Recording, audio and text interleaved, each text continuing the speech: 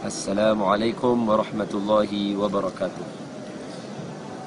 Video ini saya dedikasikan kepada seluruh rakyat Malaysia, khususnya kepada kedua ibu bapa saya yang sentiasa memantau diri saya, ahli keluarga, adik-beradik, sahabat-sahabat, rakan-rakan, sanak saudara, rakan dan taulan, dan tidak terlepas juga kepada rakan-rakan pejabat sama ada di Puisel, Puis, Jili Al-Hijrah, Wakaf, Tabung Haji, dan semua kepada yang sentiasa mendoakan kebaikan untuk 30 minit Ustaz Don, kepada diri saya dan kepada semua. Video ini saya dedikasikan khas untuk semua. Saya berada di Masjid Nabi SAW dan saya bercakap ini dalam keadaan saya yakin walaupun suara saya pelan, tetapi baginda Nabi SAW boleh dengar benda ni. Sebab saya berada di dalam masjid baginda Nabi SAW, dan tidak mustahil untuk baginda nak dengar apa yang kita buat dalam keadaan ini. Dan malaikat penuh di dalam ini. Saya sentiasa pohon kepada Allah Subhanahu Wa Taala supaya percakapan yang saya susun akan menjadikan satu yang manfaat untuk diri saya dan kepada semua, dan menjadi satu yang faham untuk diri saya dan kepada semua. Saya pun tak tahu sebenarnya sejak bila budaya caci maki, aib orang apa semua mula menular dalam negara kita, negara Malaysia yang dipimpin, yang dipandu dengan Islam dan budaya timur. Walaupun kita kata Malaysia ni berbilang bangsa, berbilang kaum, tapi kena ingat kita orang timur.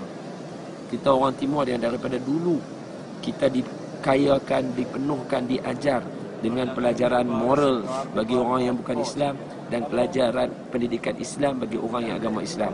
Daripada kecil yang saya tahu sampai sekarang, keluar kata-kata kesat, keluar kata-kata keji tak boleh. Dan kita tak boleh memalukan orang, dan kita tidak boleh mengaibkan orang. Kita tidak boleh buat fitnah, dan kita diajar untuk tidak memfitnah. Di dalam sekolah, sekolah rendah, sekolah menengah, dalam tadika, masuk universiti, ada usrahnya, ada kelas agamanya, ada pembelajaran agamanya. Saya tak pasti sejak bila benda ni menular sehingga kan dalam keadaan sekarang semua orang boleh kata apa saja yang mereka nak buat, apa saja yang mereka nak kata, semua orang boleh kata. Saya pun tak tahu benda ni. Sebab kalau benda ni betul-betul boleh, maka kena buang benda yang ada dalam silibus pembelajaran. Buang benda-benda ni dalam silibus pembelajaran. Sebab apa? Sebab saya juga difahamkan ketika sekolah dulu, pemimpin-pemimpin yang memimpin negara mestilah orang-orang yang boleh jadikan ikutan. Mestilah orang-orang yang boleh jadikan ikutan. Sekarang bagaimana kita nak buat apabila ikutan kita buat benda-benda yang tak betul, benda-benda yang kita nampak tak kena lah. Jadi kalau betul apa yang duk buat sekarang ni, caci maki orang boleh dibenarkan, mengeluarkan kata kesat, buat benda yang aib, aniaya orang, tabuh orang apa semua tu boleh, maka tolong buang dalam silibus sekolah mulai daripada hari ni. Buang benda-benda tu semua. Jangan ajak dah kat budak-budak kata benda tu tak boleh. Sebab apa? Kalau orang macam saya, kalau saya budak pun saya akan fikir, kenapa sekolah kita tak boleh? Kenapa di luar orang-orang dewasa semua kata boleh? Wallahu a'lam. Sejak bila benda ni menjadi budaya kepada kita, saya pun tak tahu. Cuma saya pohon, ya Allah, dengan diri yang takdir ini, jadikanlah ya Allah di tempat yang aku berada ini, di dalam masjid yang penuh dengan keberkatan ini, tolong jadikan ya Allah negara Malaysia negara yang aman, negara yang dipimpin dengan kepimpinan Islam, negara yang dibawa dengan bawakan Islam. Kerana ya Allah, Islam telah bertapak di Malaysia sudah sekian lama, dan telah membawa negara Malaysia kepada satu tempat yang mulia dengan meletakkan Islam sebagai agama persekutuan, iaitu agama negara Malaysia sendiri. Jadi saya pohon kepada Allah Subhanahu Wa Taala untuk jadikan kita rakyat Malaysia yang berbilang kaum, berbilang bangsa, untuk duduk bersatu hati, untuk jadi orang yang baik, untuk mengeluarkan kata yang baik, untuk bersatu.